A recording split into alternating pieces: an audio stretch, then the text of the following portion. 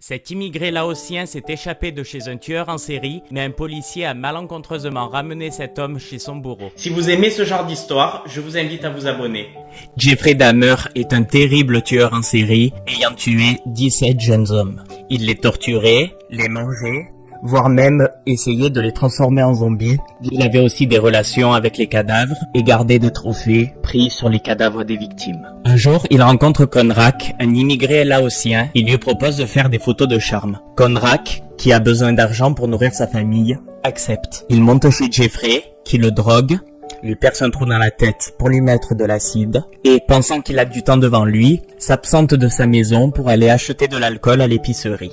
Conrak rassemble toutes ses forces et son courage, vu qu'il y avait une autre victime allongée à côté de lui dans le lit, qu'il avait un trou dans la tête et qu'il était drogué. Il se lève, il se dirige vers la porte, nu, car Jeffrey avait enlevé ses vêtements, et il s'enfuit jusque dans la rue. Une fois dans la rue, il rencontre un groupe de jeunes filles qui vont à sa rescousse. Elles lui demandent ce qu'il fait comme ça, nu dans la rue, mais je ne sais pas si c'est à cause de la drogue ou du nerf du cerveau touché par le trou, mais Conrak n'arrive plus à parler. Elles essayent d'en savoir plus, mais à ce moment-là, Jeffrey rentre de l'épicerie et il voit sa victime dehors avec un autre groupe. Il s'approche d'elle et il leur dit que c'est son copain, qu'il a 19 ans, qu'il a beaucoup bu et qu'il ferait mieux de retourner se coucher avec lui pour aller se reposer. Bien sûr, Conrak ne peut pas parler. Les filles sentent qu'il y a un problème chez cet homme, elles refusent de lui rendre Conrak et appellent la police.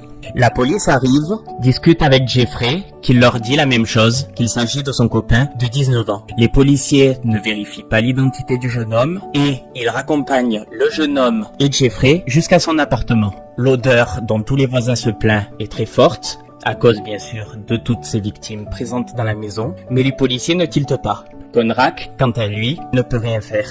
Il suit juste. Il rentre chez Jeffrey, les policiers s'en vont, Jeffrey ferme la porte, il le torture et il le tue. Jeffrey a finalement été arrêté et tué en prison, mais il faut savoir que pendant les semaines qui ont suivi le meurtre de Conrak, et avant que Jeffrey soit arrêté comme tueur en série, il y a eu d'ailleurs beaucoup de victimes après Conrak. Les jeunes filles avaient appelé le commissariat pour leur demander comment allait ce jeune homme et les policiers ont répondu que le jeune homme, dont ils ne connaissaient pas le nom, allait très bien et que leur couple allait beaucoup mieux. Si cette histoire vous dit quelque chose, c'est peut-être parce que vous l'avez entendue chez McFly et Carlito, racontée par Natou. Vous la connaissez peut-être, mais je trouvais qu'elle valait le coup d'être racontée.